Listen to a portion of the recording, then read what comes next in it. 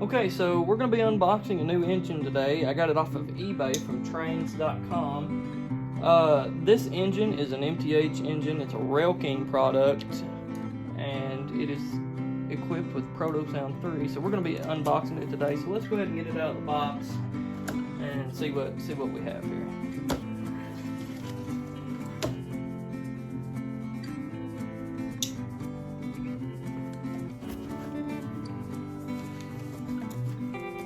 Pretty good size box, not a huge one, but pretty okay size.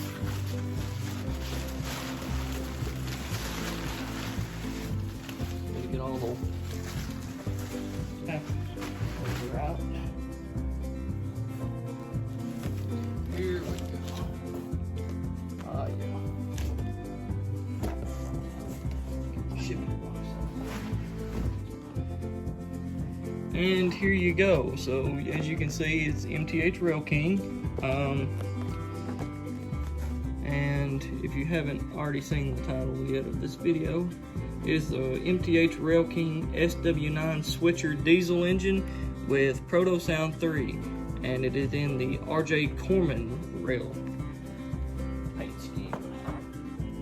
So anyway, let's get this engine out of the box and we'll take a look and see what it's got to offer.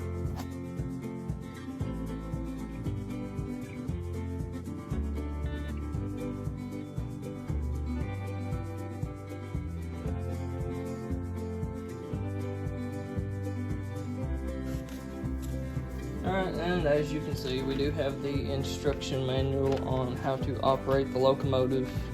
All the info there. Make sure you read those before operating the locomotive.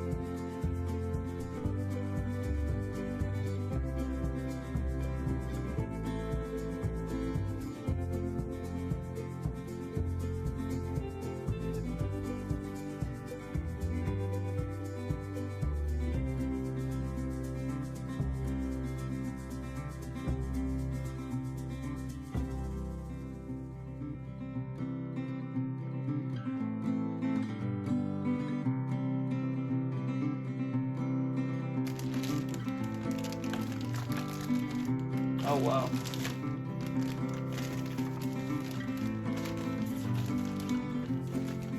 Beautiful. A very good looking engine. So as I said, it's a SW-9 switcher unit. Not a great big engine, but still beautiful nonetheless. And R.J. Corman is a short line, not really a Class 1 railroad, but I actually live in southern Kentucky, so I see R.J. Corman power almost on a daily basis. So when I seen that MTH offered a R.J. Corman engine, which is not very common, and I seen it come up on eBay, I just had to have it. Gives you a better view is what the engine looks like there.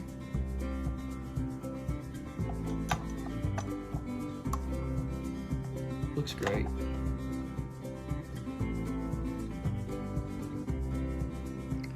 But anyway, let's get this engine on the tracks, on the test track, and we'll go in for a closer look at it. Okay, so now we've got the engine set up here on the workbench on the test track. But before we look into all the advanced features and functions of this locomotive, let's take a trip back and learn a little bit about what the SW9 switcher was and what railroads they operated for. So the first SW9 switcher was designed by the Electromotive Division of General Motors, or EMD for short, in November of 1950 and was manufactured until December of 1953. All of these engines were powered by an EMD 567B 12-cylinder 2-stroke engine and could produce 1,200 horsepower. Altogether, there were a total of 859 SW9 engines produced, 786 of them being built for American railroads and 29 being built for Canadian railroads. The SW9 was considered to be one of the best and most reliable switchers of their time, and as a result, 85 different railroads across North America would order these units from EMD. In addition to the numerous SW9 engines produced, EMD also produced 10 CAF units to pair alongside these locomotives. 8 of these CAF units were built for the Union Pacific, and the remaining 2 were produced for the Union Railroad of Pittsburgh. Now, if you don't know what I'm referring to when I say a CAF unit, well, basically, these CAF units were cabless SW9 engines that trailed behind the leading unit, or often referred to as the cow. For example, the engine I have sitting here on the workbench would be considered the cow unit in a cow-calf configuration. Now, the cow unit provided extra power in certain switching operations and was connected to the cow unit with MU hoses and brake lines, so both could be operated in the single engine cab on the cow unit. Now, while we're on the topic of these cow-calf configurations of the SW9, I'd also like to point out that when MTH released this engine, it was listed with a non-powered CAF unit to follow behind the leading engine. Now, these CAF units were released in all 4 paint schemes available, such as the Florida East Coast, Conrail, the Canton, and of course the RJ Corman, as you can see here. Now, unfortunately, I do not have the matching CAF unit to go along with this engine at the time of this recording, but I hope to complete this set with the matching CAF unit. Okay, so now that we've covered some history and facts on the real SW9 engines, let's focus our attention on this beautiful Railking model that we have here in front of us and see the history behind it. So the model before you is based on a real-life engine, but only to a certain extent. As you can see, the road number on this engine is 1265. And RJ Corman Railroad Group does have a switcher engine numbered 1265 on their roster. However, this engine is only accurate to the real-life counterpart to a small degree because the real 1265 is not an SW9 at all. The real 1265 is actually an EMD SW-1200 switcher.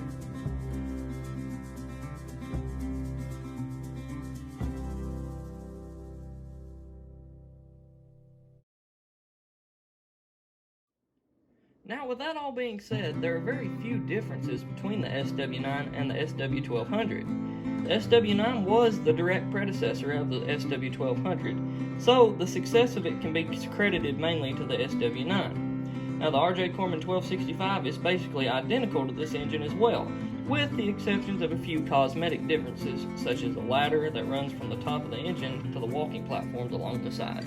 Now that we've laid a little groundwork of the real RJ Corman 1265, let's finally get into the functions and features of MTH's rendition of this fantastic engine.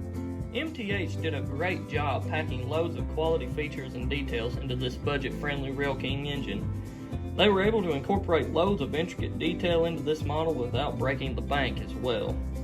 This engine is equipped with an intricately detailed ABS body, die-cast truck sides, pilots, and fuel tanks, a metal chassis, separately applied metal handrails and horn, metal wheels, axles, and gears, 2 remote control proto-couplers, Rule 17 lighting, directionally controlled constant voltage LED headlights and reverse lights, lighted number boards, 2 precision flywheel equipped motors, 2 pickup rollers on each truck allowing for great pickup contact, an onboard DCC or DCS decoder, a lighted cab interior with hand-painted details such as controls and crew figures, and finally, this engine is equipped with Proto Sound 3.0 with the digital command system featuring freight yard proto effects.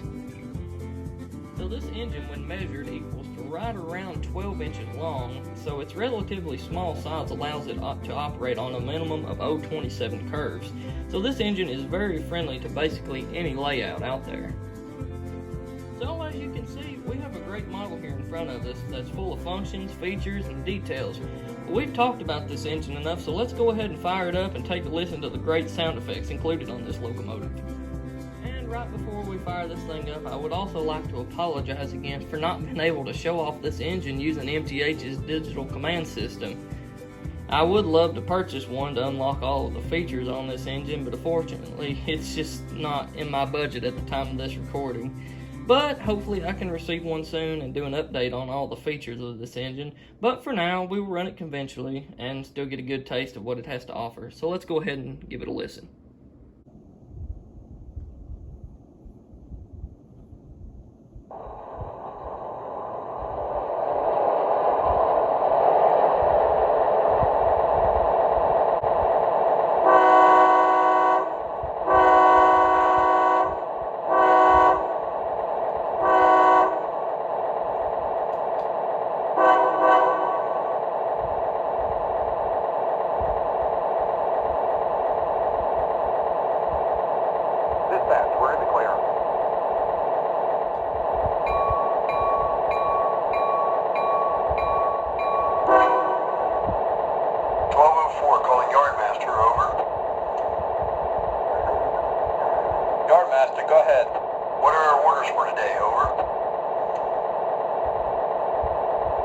I need you to take your train of empties and sit them on the siding to be picked up at noon. Jimmy's going to bring the orders out to you now.